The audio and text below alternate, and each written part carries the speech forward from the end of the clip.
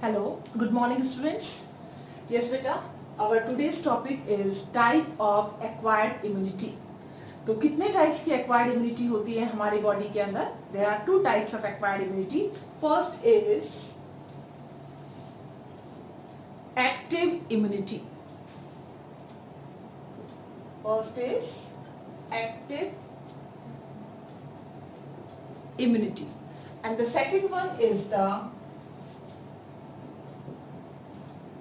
Passive immunity.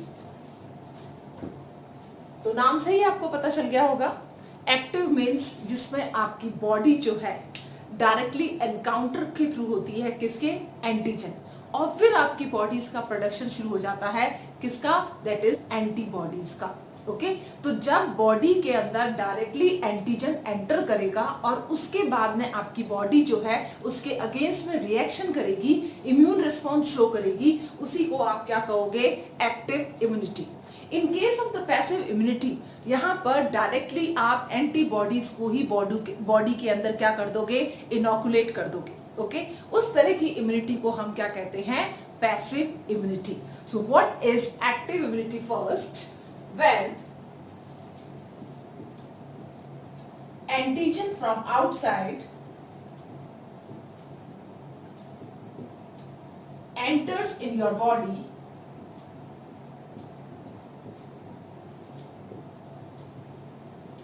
and activate your immune response to form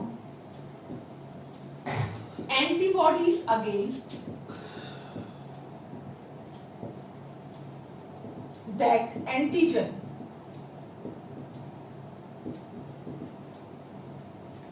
Is called क्या कहेंगे उसको अपन? That is active immunity. तो active immunity क्या हुई? जब आपकी बॉडी के अंदर कोई एंटीजन गया और उसने एंटीबॉडीज का प्रोडक्शन शुरू कर दिया. अब इस केस के अंदर क्या हो रहा है? पैसिव इम्यूनिटी के अंदर आप डायरेक्टली अपनी बॉडी को क्या डाल रहे हो? क्या डाल रहे हो उसके अंदर? That is antibodies. In passive immunity we directly inoculate ready-made antibodies in our body.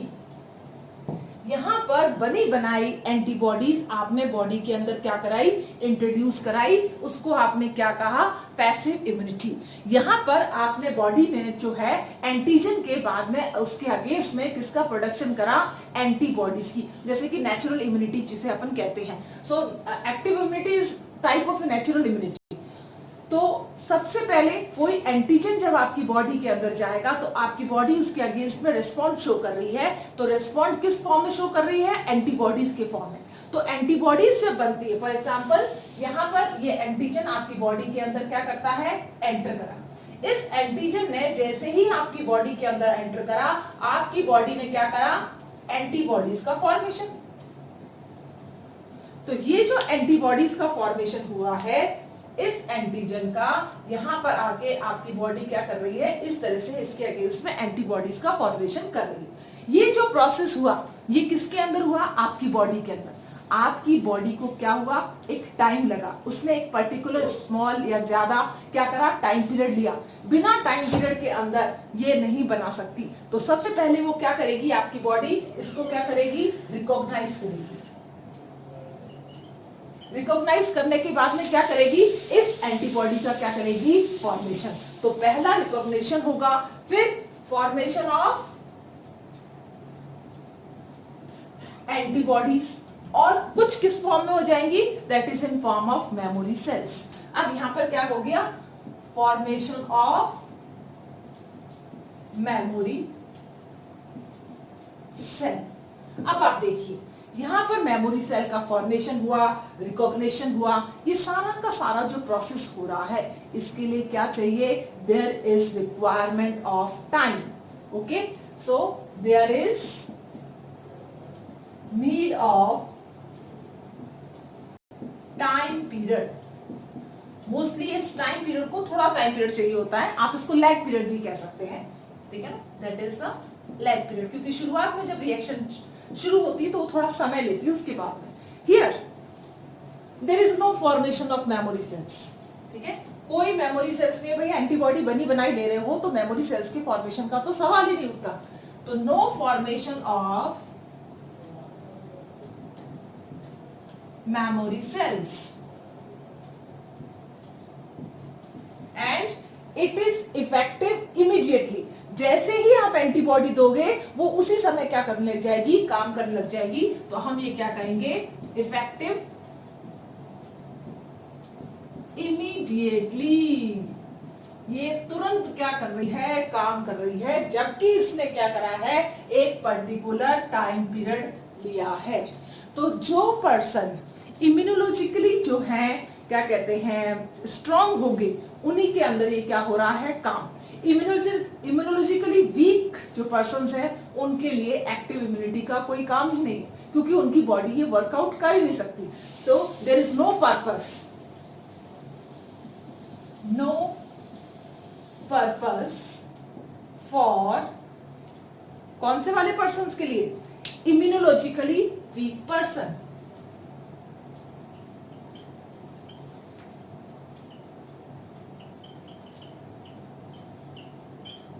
तो जो भी वीक पर्सन्स हैं उनके लिए ये बिल्कुल काम की नहीं है, इसके लिए आपको स्ट्रांग होना बहुत जरूरी है। लेकिन जो पर्सन वीक हैं, इम्यूनोलॉजिकली वीक हैं, उनको हम क्या देते हैं, passive immunity. So helpful for immunologically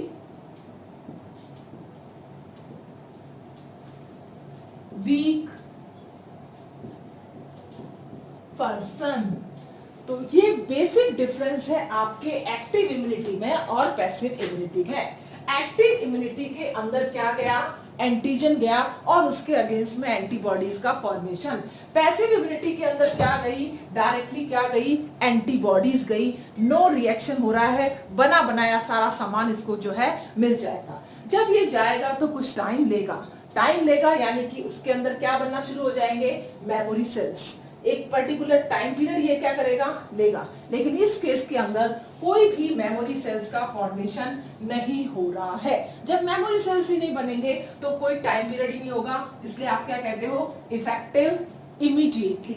okay, तो जो पर्सन बहुत ही ज्यादा इम्यूनोलॉजिकली वीक होते हैं या उनको इस तरह का सपोज करो सांप ने काट लिया और उसी समय आपको क्या चाहिए, एंटीवेनम चाहिए, तो आप क्या करोगे, पैसिव इम्यूनिटी को ही यूज में लोगे। So helpful for immunologically weak persons. लेकिन यहाँ पर स्ट्रांग होना बहुत जरूरी है। जब स्ट्रांग होगा तभी एंटीबॉडीज का क्या होगा, प्रोडक्शन होगा। अब हम इस एक्टिव इम्यूनिटी को फर्दर डिवाइड करेंगे नेचुरल और आर्टिफिशियल में। Same with the passive immunity, it is also divided into natural and active immunity is further divided into two types। इसको आप दो टाइप में डिवाइड करेंगे, ठीक है, that is natural active immunity and another one is the artificial active immunity। same with the passive immunity, इसको भी आप टू पार्ट्स में डिवाइड करेंगे, that is natural passive immunity and artificial passive immunity। Okay, अब हम एक एक को ध्यान से देखते हैं। नेचुरल इम्यूनिटी, एक्टिव इम्यूनिटी की बात कर रहे हैं। तो नेचुरल एक्टिव इम्यूनिटी बेसिकली वो इम्यूनिटी है जिसके अंदर एंटीजन नेचुरली आपकी बॉडी के अंदर एंटर करता है और आपकी बॉडी उसके अगेंस्ट में इम्यून रिस्पॉन्स शो करती है, that is formation of antibodies. उसको आप क्या कहोगे, natural active immunity. So this is type of acquired immunity in in which antigen gain access in your body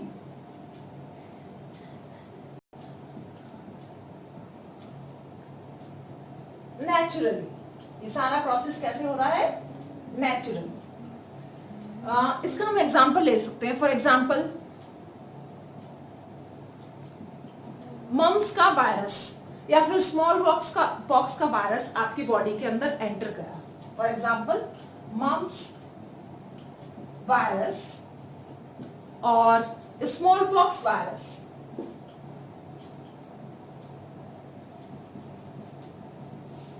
दोनों में से कोई भी enters in your body.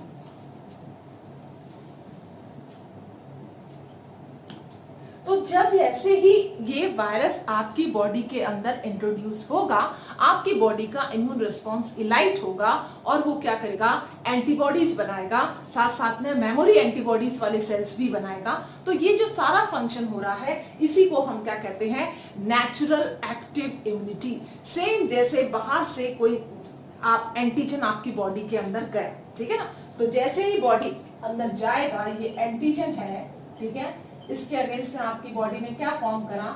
Antibody, plus साथ में क्या बनाया? Memory cells. इस तरह का जो काम होगा, फंक्शनिंग जो होगी, उसी को आप क्या कह रहे हो? Natural active immunity. अब आर्टिफिशियल एक्टिव इम्यूनिटी के अंदर क्या होगा? आर्टिफिशियली के अंदर भी आपका बॉडी जो है सेम इसी तरह से एंटीबॉडीज का प्रोडक्शन करेगा, लेकिन इस केस के अंदर आप एंटीजन को इंजेक्ट करेंगे। वो नेचुरली नहीं हुआ है। Here antigens are injected in your body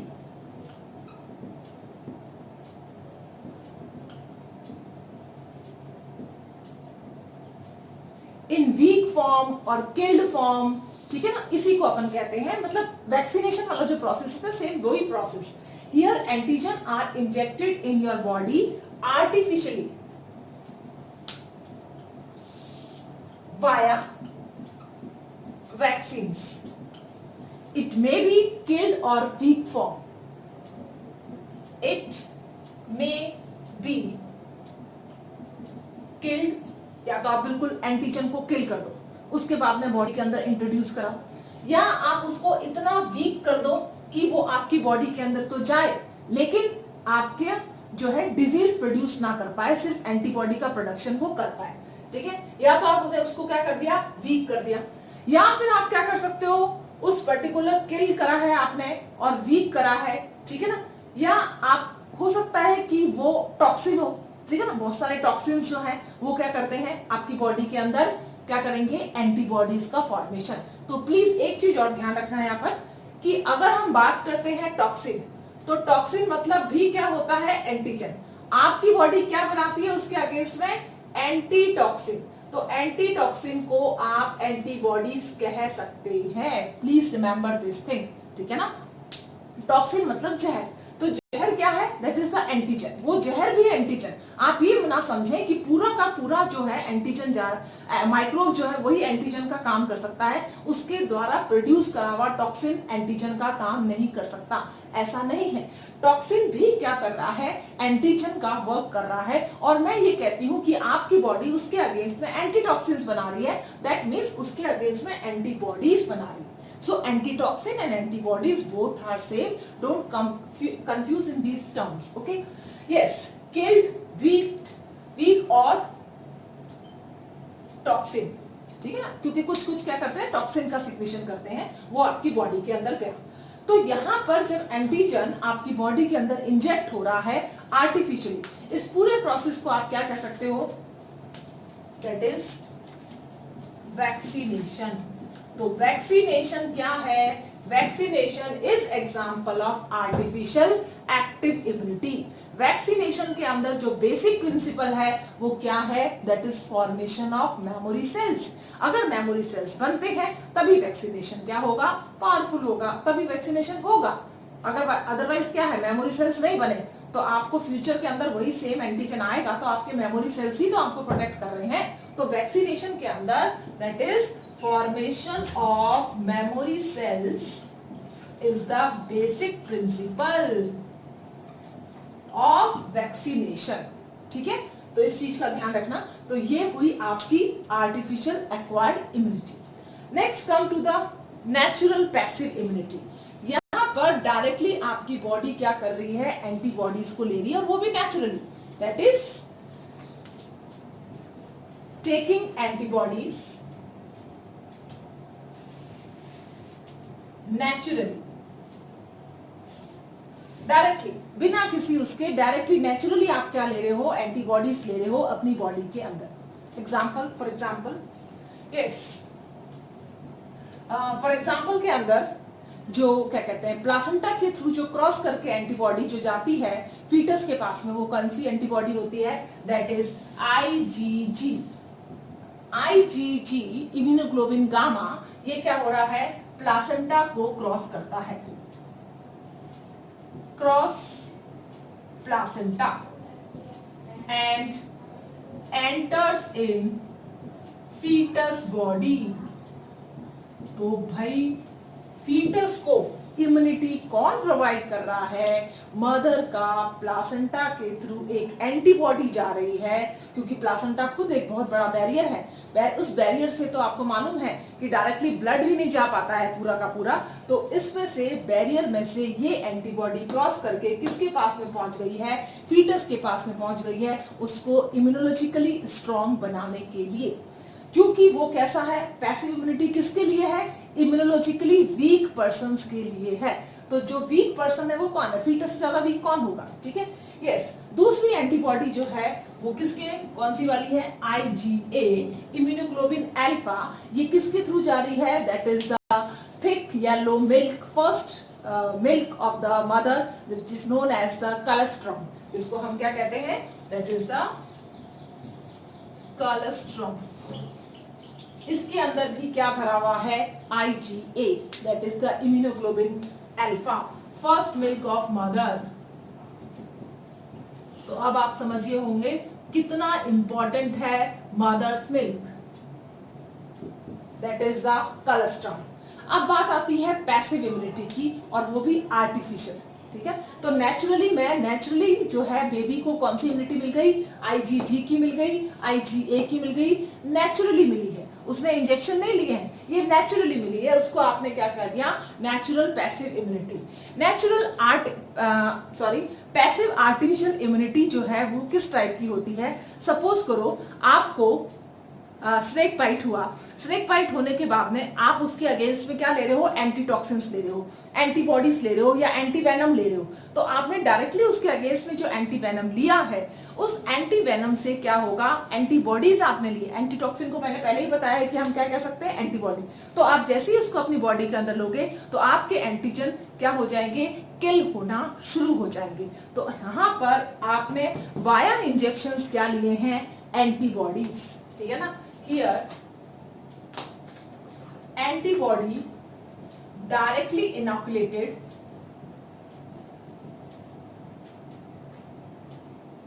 via injections in body। तो इंजेक्शन के थ्रू डायरेक्टली आप क्या ले रहे हो, एंटीबॉडीज को ले रहे हो, तो आप उसे क्या कहोगे, artificial passive immunity. For example हम इसके अंदर दो एग्जाम्पल लेंगे। First ATS, anti tetanus Siram, first ATS, anti tetanus Siram. अब ये जो सीरम है, सबसे पहले हमने एंटीजन लिया, उसको हमने किसी हॉर्स में या किसी इस तरह के मैमल्स में दिया, उसका हम सीरम कलेक्ट करेंगे, क्योंकि उस सीरम के अंदर क्या प्रेजेंट होगी, एंटीबॉडीज। अब जिस भी पर्सन के अंदर वो सीवियर केस के अंदर आया, उसकी बॉडी के अंदर जो है ATS का टेटनस का इन्फेक्शन हो गया है, उसको तुरंत किल कर, अदरवाइज लॉक जॉ वाली प्रॉब्लम आ जाती है। आपको मालूम है टेटनस में जो सबसे इंपॉर्टेंट सिम्टम्स है, that is the lock jaw. जैसे ही आप उसको ATS का इंजेक्शन देंगे, ये एंटीबॉडीज उस एंटीजन को क्या कर देगी, ब्लॉक कर देगी, किल कर देगी। तो तुरंत आपको क्या मिलेगा, रिलीफ मिलेगा, ठीक है ना, क्योंकि एंटीबॉडीज क्या कर रही है, इमीडिएटली इफेक्टिव होती है। Same with the snake bite case, that is snake bite anti venom injections. तो ये जो एंटी वेनम इंजेक्शंस हैं, इनके अंदर क्या भरा हुआ है, इनके अंदर एंटीबॉडीज भरी हुई है। तो जैसे ही वेनम जाएगा, टॉक्सिन जाएगा, उसके अगेंस्ट में आपकी बॉडी ने डायरेक्टली क्या इनोकुलेट कर दिया, एंटी टॉक्सिन्स। तो इस तरह से आर्टिफिशियल पैसिव इम्यूनिटी में आप इंजेक्ट करते हैं एंटीबॉडीज को, और नेचुरल पैसिव इम्यूनिटी में आपकी बॉडी गेन करती है डायरेक्टली एंटीबॉडीज को, ठीक है ना, वाया मदर। और आर्टिफिशियल एक्टिव इम्यूनिटी के अंदर हम वैक्सीनेशन प्रोसेस के थ्रू अपने अंदर एंटीजन लेते हैं और हमारे इम्यून सिस्टम को स्ट्रॉन्ग बनाते हैं via memory cells. And last one is the natural active immunity, जिसके अंदर आप नेचुरली किसी भी पैथोजन से एनकाउंटर होते हो और एंटीबॉडीज का सिक्रीशन करते हो। ओके बेटा, yes. Next is the vaccination. Vaccination आप सब लोगों ने पढ़ रखा है, बचपन से पढ़ते हुए आ रहे हैं। वैक्सीनेशन बेसिकली है क्या? अगर मैं वैक्सीनेशन को कह सकूं आर्टिफिशियल एक्टिव इम्यूनिटी, तो ये क्या है, सही है कि नहीं है? मैं कह सकती हूँ वैक्सीनेशन को, क्या कह सकती हूँ, artificial active immunity. Okay, so vaccination is artificial active immunity, and the basic principle behind the vaccination is formation of memory cell. बहुत important है ये principle behind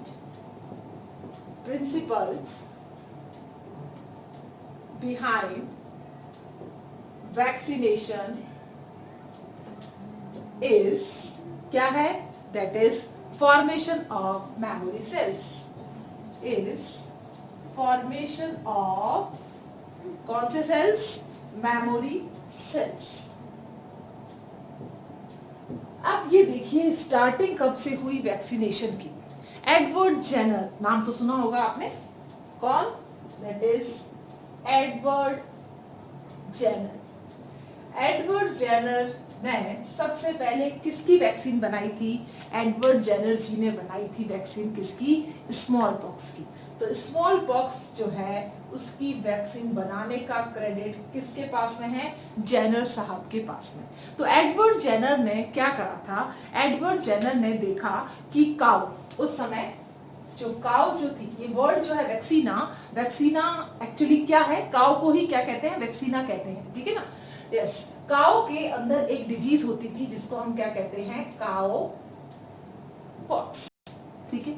एडवर्ड जेनर ने क्या करा? इस काऊ पॉक्स का थोड़ा सा मटेरियल लिया, ठीक है, छोटा सा स्मॉल अमाउंट के अंदर 1 मिलीग्राम या इसी हिसाब से थोड़ा सा मटेरियल लिया और उसको किसमें इनोकुलेट कर दिया? उसको इनोकुलेट कर दिया 8 ईयर ओल्ड चाइल्ड के अंदर, ठीक है। तो 8 साल के छोटे से बच्चे के अंदर उसने क्या कर दिया? उसको इनोकुलेट कर दिया। उस बच्चे के अंदर क्या हुआ? थोड़ा सा इन्फेक्शन हुआ, उसको क्या हुआ? काउपॉक्स हो गया, ठीक है।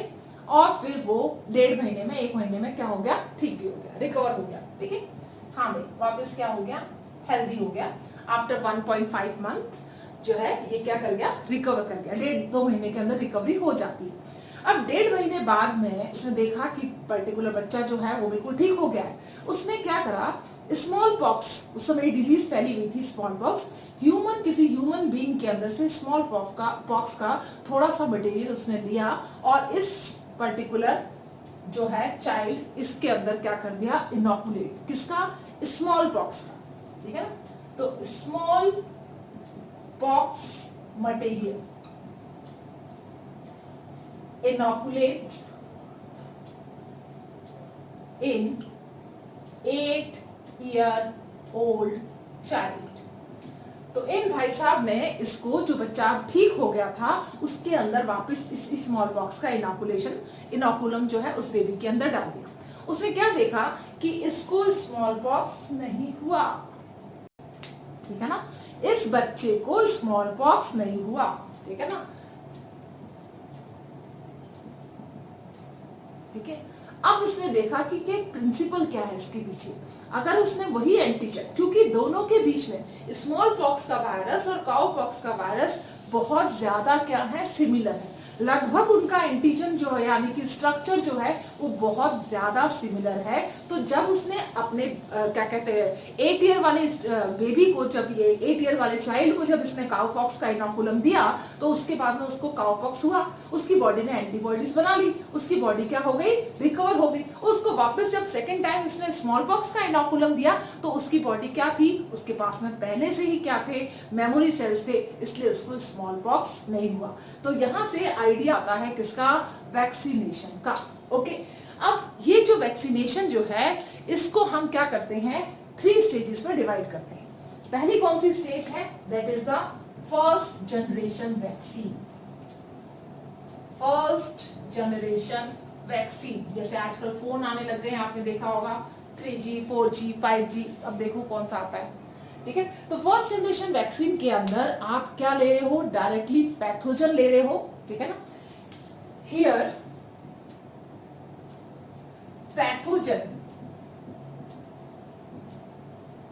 inoculated in host via injections, but the pathogen is completely, पूरा का पूरा कंप्लीट पैथोजन इज इनोकुलेटेड, ठीक है ना, pathogen is inoculated in host. तो जब कंप्लीट पैथोजन होगा, फॉर एग्जाम्पल इसके अंदर हम क्या कर सकते हैं, जो पैथोजन आपने लिया है, दिस पैथोजन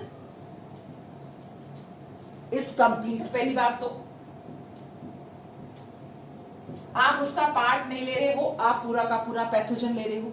अब पैथोजन लेने के बाद में या तो आप पूरा उसको किल कर देते हो या वीक कर देते हो, ठीक है ना। पैथोजन इज कंप्लीट, पहली बात तो ये रिक्वायरमेंट, उसका पार्ट नहीं। दूसरा, ये इट मे बी किल्ड और weak, it may be killed. Example जैसे टाइफाइड हो गया, ठीक है, टाइफाइड का पूरा आपने सल्मोनेला टाइफी को लिया, या फिर आपने कॉलेरा वाले विब्रियो कॉलेरा को लिया, तो इसमें पूरे ऑर्गेनिज्म को आपने क्या कर दिया था, किल कर दिया था। और वीक, वीक को हम एक और नाम से बुलाते हैं, this is known as attenuated. Attenuated मतलब अगर आपने माइक्रो ऑर्गेनिज्म को अंदर डाला है तो वो इतना वीक हो चुका है कि अब आपकी बॉडी के इम्यून रेस्पॉन्स को क्या कर पाएगा, वो इलाइज नहीं कर पाएगा और ये एंटीबॉडीज बनाने में कामयाब हो जाएंगे। So they are successful in making antibodies in your body that is weak and attenuated। इसका हम एग्जांपल ले लेंगे, that is Mycobacterium tuberculei, या फिर डायरेक्टली आप उसको ट्यूबरक्लोसिस भी कह सकते हैं। In tuberculosis, ओके, तो ये फर्स्ट जनरेशन वैक्सीन, क्योंकि ये पूरा का पूरा पैथोजन इनोकुलेट हो रहा है, तो हो सकता है कि जब भी हम इस तरह की कोई भी वैक्सीन अपनी बॉडी के अंदर इनोकुलेट करते हैं तो एलर्जिक कंडीशंस के आने के चांसेस रहते हैं। So the side effect is produce allergy, ठीक है ना, एलर्जी के होने के चांसेस भी रहते हैं। और सपोज करो आपने जो उसको वीक वाले को है, तो अगर वो हल्का सा भी लाइफ कंडीशन के अंदर आ जाता है तो वो प्रॉब्लम क्रिएट कर सकता है, ठीक है ना। तो इस तरह की जो वैक्सीन्स थी उनको हमने क्या कहा, first generation vaccine. First generation vaccine के बाद में हम लेंगे that is second generation vaccine, ठीक है। अब सेकेंड जनरेशन वैक्सीन जो बनी वो टोटली क्या थी, अलग। अब इसके अंदर क्या हुआ था, सेकेंड जनरेशन वैक्सीन के अंदर यहां पर सपोज करो ये पैथोजन है, तो इस पैथोजन के अंदर सिर्फ इसकी कुछ बाउंड्री को, थोड़ी सी बाउंड्री, ये वाली जो बाउंड्री है जिसके अंदर एंटीजेनिक प्रॉपर्टी है, इस प्रॉपर्टी को ही आपने ले लिया, ठीक है ना। आपने पूरा जो है वो नहीं लिया है, एंटीजन या पैथोजन आपने पूरा नहीं लिया है, आपने उसका एक छोटा सा पार्ट लिया। इस पार्ट को आप क्या कराओगे, कल्चर कराओगे। यहाँ पर इसको ब्रेक करा जाएगा, ब्रेक कराने के बाद इसको कल्चर कराया जाएगा। कल्चर कराने के लिए हम क्या लेंगे, वेक्टर, वी रिक्वायर्ड वेक्टर। तो वेक्टर जिसके अंदर आप उसकी ग्रोथ को करा सको। तो ये वेक्टर क्या हो सकता है, आपका इकोलाई भी हो सकता है, आपका यीस्ट भी हो सकता है। इसके अंदर हम इस एंटीजेनिक वाली प्रॉपर्टी को क्या करा देंगे, ग्रो करा देंगे। यानी कि आपकी रिकॉम्बिनेंट डीएनए टेक्नोलॉजी जो है वो इसके अंदर यूज में आ रही है सेकंड जनरेशन वैक्सीन के अंदर। आपने क्या करा, इस पर्टिकुलर वेक्टर जो था, जैसे ई कोलाई का था या यीस्ट का था, ये आपने वेक्टर ले लिया। इस वेक्टर के अंदर आपने इस पर्टिकुलर एंटीजेनिक प्रॉपर्टी वाले पार्ट को आपने इनोकुलेट कर दिया और इसका कल्चर आपने किसके अंदर करा, एक यीस्ट सेल के अंदर आपने उसका कल्चर करा। ये यीस्ट सेल है, इस यीस्ट सेल के अंदर क्या हुआ है, इसका कल्चर, ठीक है, इसका कल्चर होगा। आपको बहुत सारे प्रोडक्ट मिल जाएंगे किसके वाले, एंटीजेनिक प्रॉपर्टी के। तो ये जो प्रोडक्ट आपको मिले हैं एंटीजेनिक प्रॉपर्टी के, इसको आपने कल्चर करने के बाद में इसको आप इसमें से क्या कर दोगे, सेल से रिमूव कर दोगे और उससे क्या बना दोगे, वैक्सीन का फॉर्मेशन कर दोगे। तो ये जो वैक्सीन है इसमें सिर्फ पार्ट है, ठीक है ना, एक छोटा सा पार्ट है किसका, एंटीजन का, जिसको आपने रिकॉम्बिनेंट डीएनए टेक्नोलॉजी के थ्रू वैक्सीन का फॉर्मेशन दे दिया है। अब जिसके अंदर भी हम इसका इनोकुलेशन करेंगे उसकी बॉडीज क्या करेगी, ऑटोमेटिकली एंटीबॉडीज का फॉर्मेशन, क्योंकि एंटीजेनिक प्रॉपर्टी है इसके पास में। इसके पास में क्या है, एंटीजेनिक प्रॉपर्टी। तो ये एंटीजेनिक प्रॉपर्टी जैसे ही होस्ट के अंदर जाएगी वो क्या करेगा, एंटीबॉडीज का प्रोडक्शन करेगा। तो ये क्या हो गई है, second generation vaccine in which part of pathogen introduce via recombinant DNA technology. अब इसके अंदर आपको पूरा एक साथ पूरा का पूरा क्या कहते हैं, एंटीजन ले जाने की या पैथोजन ले जाने की जरूरत नहीं है। एक छोटा सा पार्ट जो है वो सफिशिएंट है, तो इजीली इनोकुलेट हो जाएगा और बहुत जल्दी क्या करेगा, स्पेसिफिक रिएक्शंस आपकी बॉडी के अंदर क्या करना लगेगा, शो करने लगेगा। तो इस तरह की टेक्निक को हम क्या कहते हैं, second generation technique, RDT, recombinant DNA technology. और इसका एग्जाम्पल है, ठीक है ना, this is example, for example इससे hepatitis B vaccine, hepatitis B, आपको मालूम है hepatitis B as dangerous as AIDS, ये वाली जो वैक्सीन है बन चुकी है, ठीक है ना, कौन से प्रोसेस के थ्रू, रिकॉम्बिनेंट डीएनए टेक्नोलॉजी के थ्रू, और उस वैक्सीन का नाम है रिकॉम्बीवैक्स। रिकॉम्बीवैक्स ये किसके अंदर बनाई गई है, यीस्ट सेल के अंदर बनाई गई है और मार्केट के अंदर अवेलेबल है और बच्चों को लग भी चुकी है। तो Recombivax is the vaccine of hepatitis B virus. तो हेपेटाइटिस बी वैक्सीन का नाम क्या है, रिकॉम्बीवैक्स, जो किसके अंदर कल्चर करके बनाई गई है, यीस्ट के अंदर कल्चर करके बनाई गई है। तो ये थी सेकेंड जनरेशन वैक्सीन जिसके अंदर हम डीएनए टेक्नोलॉजी को यूज में लेते हैं। अब एक और वैक्सीन बच जाती है that is known as the third generation vaccine. Third generation vaccine थोड़ी सी एडवांस है इससे ज्यादा, और वो कैसे एडवांस है उसको भी देख लेते हैं। That is third generation vaccine. अब थर्ड जनरेशन वैक्सीन के अंदर क्या हुआ है, आप इसके अंदर डायरेक्टली क्या ले रहे हो, डीएनए ले रहे हो, ठीक है ना। अब इस वैक्सीन के अंदर डायरेक्टली आपने जेनेटिक मटेरियल इंट्रोड्यूस कर दिया, इसलिए हम इसको क्या कहते हैं, डीएनए वैक्सीन भी कहते हैं, ठीक है ना। फॉर एग्जांपल डीएनए वैक्सीन, तो डीएनए वैक्सीन बेसिकली है क्या, आपने जेनेटिक मटेरियल लिया, किसका, जो भी पैथोजन था उसका जेनेटिक मटेरियल आपने प्लाज्मिड के थ्रू इंट्रोड्यूस कराया। ये रहा जेनेटिक मटेरियल, ये डीएनए, ठीक है ना। इसको आपने किसके अंदर डाल दिया, प्लाज्मिड में। प्लाज्मिड आप जानते हो एक्स्ट्रा क्रोमोसोमल जेनेटिक मटेरियल, क्या है ये, plasmid extra chromosomal genetic material. जब आप इसको इसके अंदर डाल देते हो प्लाज्मिड के अंदर, तो ये डीएनए क्या आ जाएगा, इसके साथ में इसके बीच में क्या कर जाएगा, एंटर। ये हो गया डीएनए। अब इस डीएनए को आपने इस वैक्सीन को, ये क्या बन गई, वैक्सीन, इस वैक्सीन को बॉडी के अंदर इनोकुलेट कर दो। जैसे ये बॉडी के अंदर जाएगा, बॉडी कहेगी ये तो फॉरेन डीएनए, तो फॉरेन डीएनए के अगेंस्ट में इसने क्या बनाया, आपकी बॉडी ने फॉरेन प्रोटीन, क्या बनाया, दैट इज फॉरेन प्रोटीन। ये प्रोटीन आपकी बॉडी में क्या होगा, अलार्म सिचुएशन के अंदर पड़ा रहेगा, ठीक है ना। ये अलार्मिंग सिचुएशन थी आपकी बॉडी, क्योंकि एक फॉरेन डीएनए अंदर गया है तो आपकी बॉडी में अलार्मिंग सिचुएशन के अंदर ये प्रोटीन प्रेजेंट है।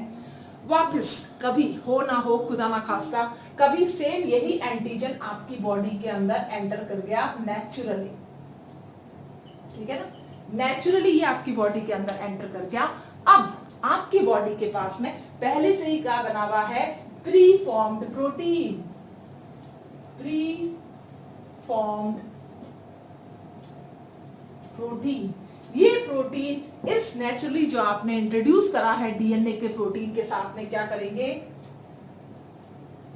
कंबाइन करेंगे और इसको क्या कर देंगे, किल कर देंगे। इसको कल्चर ही नहीं करने देंगे, इसको स्मॉल अमाउंट के अंदर भी क्या कर देंगे, किल कर देंगे। तो ये थोड़ी सी एडवांस टेक्नोलॉजी है, ठीक है ना। तो ये आपका हो गया प्री फॉर्म्ड डीएनए, ठीक है ना, प्रोटीन। और ये इसने जब नेचुरली अंदर फॉर्म करा तो इसने क्या बनाया, आपकी बॉडी के अंदर प्रोटीन। तो ये दोनों प्रोटीन आपस में जो बिल्कुल क्या है, एक जैसे होंगे, एक साथ कंबाइन करेंगे और क्या हो जाएगा, खत्म हो जाएगा इनका फॉर्मेशन, और डिजीज प्रोड्यूसिंग जो कैपेसिटी है वो बहुत जल्दी क्या हो जाती है, फिनिश हो जाती है। तो इस तरह की वैक्सीन को हम क्या कहते हैं, थर्ड जनरेशन वैक्सीन। ओके, सो वैक्सीन की कितनी जनरेशन है, फर्स्ट, सेकंड और थर्ड। आपको जो टीके लगे हैं वो कौन सी वाली वैक्सीन के लगे हैं, कौन सी जनरेशन के लगे हैं, that is the first generation vaccine के। लेकिन उसके बाद में हेपेटाइटिस बी का जो टीका है दैट इज रिकॉम्बिवैक्स, ये भी बच्चों को लग चुका है।